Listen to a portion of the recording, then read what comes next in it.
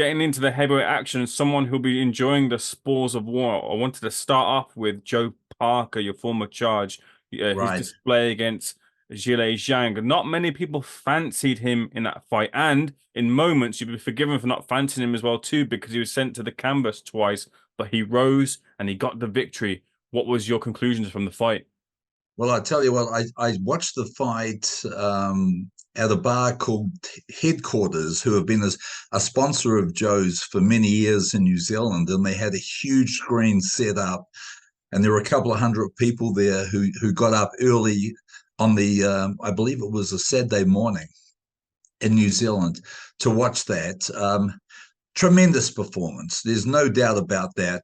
When you look at what Parker has done in back-to-back fights, fighting two of the scariest punchers in the heavyweight division, and he's been a big underdog on both those fights, and has come up trumps both times. It shows the heart, the durability, the skill of Joseph Parker. And, once again, at the age of 32, he puts himself in a very solid position where, if he can get things right in the rematch with Zhang, he's going to find himself fighting for a world heavyweight title again. So, look, great performance. I always thought it was a very difficult fight. And personally, for myself, as soon as Zhang got on the scales at 291 pounds, I thought, oh my God, here's the red flag for me. If he doesn't get Joe out of there in the first 6 rounds, Parker has every chance to win this fight. I thought it was an undisciplined weight. I thought it was Zhang and his team taking Joe too lightly, looking at what Joe Joyce did to him previously and what they had done to Joe Joyce. And they thought it was going to be a very easy fight, that they were going to knock Joe down and knock him out. And of course, we saw Joe hit the canvas a couple of times, but as we know about Joseph Parker, he's very resilient, he's very durable, and he's one tough guy. And as soon as that bell started for round 7, I knew we had a different fight on our hands now. And we saw one guy go backwards, throw no punches, and probably lose most of the second half of the fight. And a second fighter, Joe Parker, getting his second win and putting some nice combinations and just doing enough every round to stay out of trouble and to score enough points to win the rounds. And I thought it was a very fair decision, a very tremendous win for Parker. With the rematch likely to be invoked by the Zhang team, you mentioned there about the red flags, which you think they'd go to arrest the second time round. Do you feel that that's the way forward? If Zhang is going to try and get the win, he's got to drop the weight, he's got to build the stamina as well, and try to, put the pressure on past that 6th round mark if he's to turn the tide on the decision the first time round.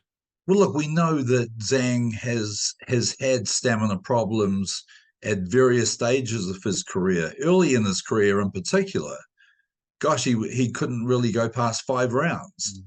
And it was widely reported that he had a medical condition that they had addressed. His stamina was back. But look, when you look at a guy like Zhang, he's had 12 first-round KOs. He's only been the distance 7 times in his career, and 5 of those were early in his career, fighting 4 and 6 rounders. Over the last 8 years, Zhang has gone the distance on 2 occasions. Whereas you look at Joseph Parker, he has fought and gone 12 rounds before this fight on 10 different occasions. He's had wars, with Carlos Takam and Andy Ruiz that had set him up to become a 12-round fighter. We know he has the durability. We know he has the stamina. I think the biggest problem with Zhang is over the last 3 years of his career, he has put on 35 pounds. He has gone from 256 to 291. Now, that is that is not the way that a 40-year-old is going to stay in shape to be able to be a heavyweight world champion. We know that he has shocked the world with his two performances against Joe Joyce, and especially the second one where he looked like the most scariest bogeyman in the heavyweight division. But I think, when you see someone like Parker, who's been down before, he's been down 4 or 5 times. He goes down twice in the fight, but he gets back up again. Mm. It changes how scary Zhang really is now. When you're up in age and when you're getting towards the end of your career, like Zhang is at the age of 40, you've got to do everything right. You've got to live a clean life. You've got to live a disciplined life. And obviously, his stamina is a huge problem. And the bottom line was he was fit to go 6 rounds, not to go 12. Mm. Kevin, can I ask you, how different do you see from a trainer to trainer level your version of Joe Parker and Andy Lee's version of Joe Parker? What are the main differences you see in those two fighters? I tell you what, I see Joe a little bit more mature now, making better decisions. He's obviously focusing a lot more on his training and staying in the gym than his activities out of the gym. That would be the biggest change for me. I also see that at this stage of his career, he's got 4 children and a 5th on the way. And, he has, a different reason for being in the gym. Mm-hmm.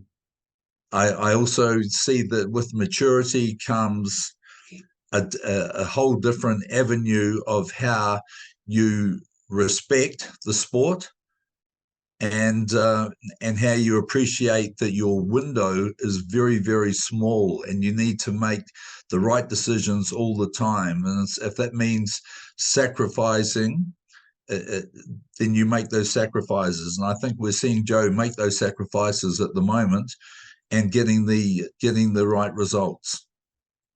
I also see the fact that, even after the Joyce fight, he, rather than saying, okay, I'm only going to fight in big fights, he invested in himself. He took 3 fights, and I know some of those fights, it actually cost him to take those fights, but it was very important for him to string some wins together. So he strung 3 wins together last year, and it got him the Deontay Wilder fight. Mm. And no one could have known that the Deontay Wilder that lined up to fight Joseph Parker was going to be as completely shot as he was and unable to throw punches. So, Joe made the most of that occasion, got a great upset win, and here he is. He's backed it up by a courageous performance. And I think now with those 2 wins, everyone wants to see Joseph Parker carry on and get back into heavyweight title contention.